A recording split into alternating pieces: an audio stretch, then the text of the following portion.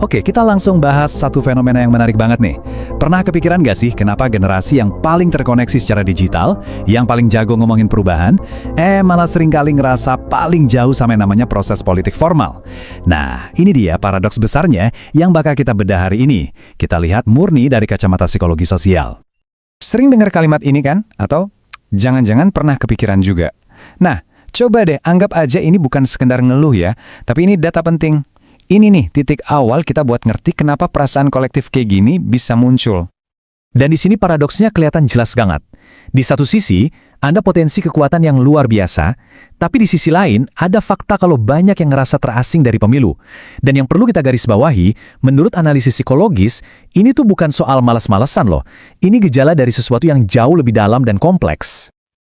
Oke, kita mulai dari konsep psikologi yang pertama ya, disonansi kognitif. Konsep dari Leon Festinger ini, idenya simple banget sebetulnya. Otak kita tuh nggak suka kalau ada dua ide yang tabrakan di kepala. Misalnya, antara idealisme kita sama kenyataan yang kita lihat. Jadi pas dua hal ini nggak nyambung, kita jadi ngerasa nggak nyaman. Dan rasa nggak nyaman ini harus dihilangin gitu. Nah, dalam konteks politik, begini cara kerjanya. Coba bayangin, idealnya pengen pemerintah yang bersih. Tapi berita isinya korupsi melulu.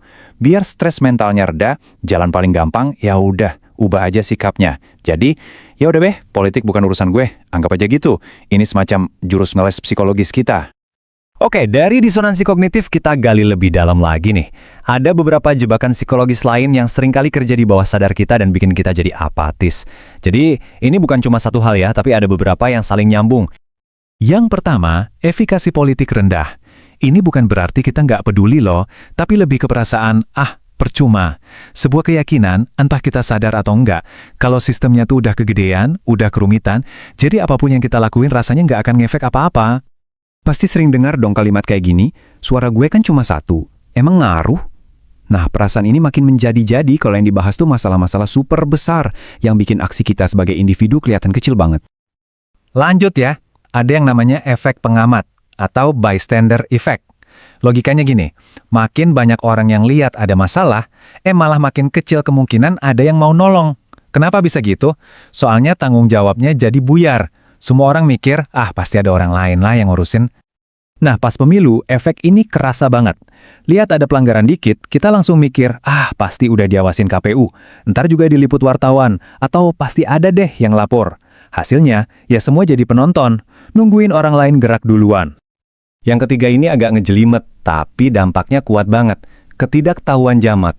Ini tuh kondisi di mana sebenarnya kita nggak setuju sama sesuatu, tapi kita diem aja. Kenapa? Karena kita salah ngira kalau orang lain pada setuju-setuju aja. Kita salah baca situasi gitu. Contohnya gampang banget. Bayangin deh, di satu lingkungan, mungkin sebagian besar orang sebenarnya sama-sama nggak suka sama politik uang. Tapi karena semua pada diem, masing-masing orang jadi mikir, kayaknya cuma gue doang deh yang keganggu, yang lain mah wajar-wajar aja. Nah, keheningan bareng-bareng inilah yang malah bikin praktek jelek itu terus ada. Nah, jadi sikap apatis ini ternyata bukan cuma diem pasif aja. Sikap ini tuh menciptakan sebuah ruang kosong di publik.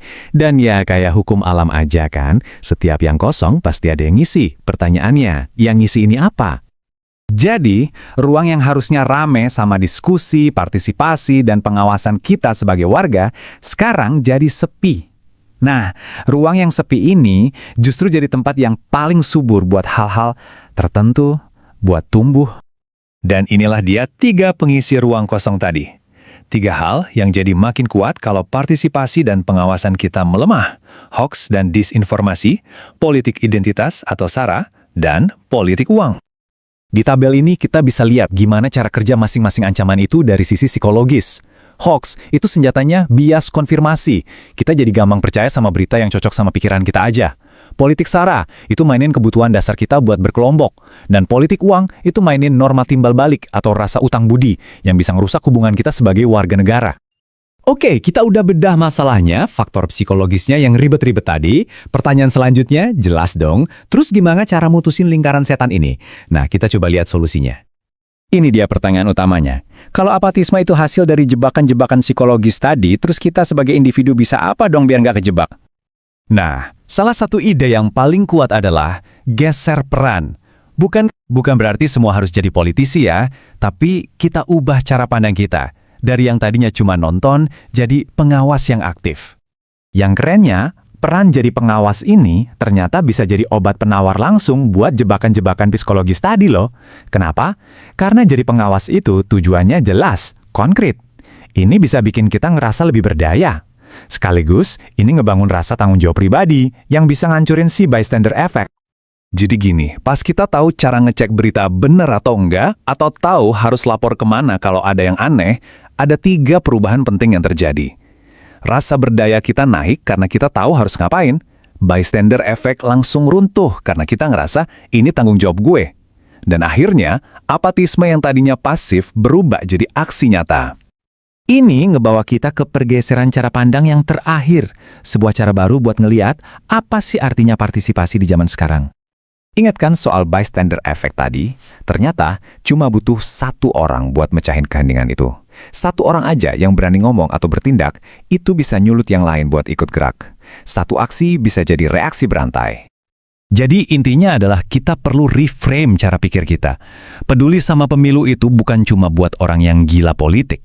Anggap aja ini adalah tindakan pertahanan diri, sesuatu yang rasional dan strategis buat jaga kualitas sistem yang nentuin masa depan kita semua. Pada akhirnya ya, semua analisis psikologis ini seolah-olah ngasih kita pilihan di persimpangan jalan. Satu jalan, itu ditarik sama macam-macam jebakan psikologis ke arah diam dan apatis. Jalan satunya lagi, itu pilihan sadar buat jadi aktif. Jadi mungkin pertanyaan akhirnya bukan siap atau enggak, tapi apa ya yang bisa bikin seseorang akhirnya milih satu jalan dibanding jalan yang lain? Nah, ini jadi bahan pikiran buat kita semua.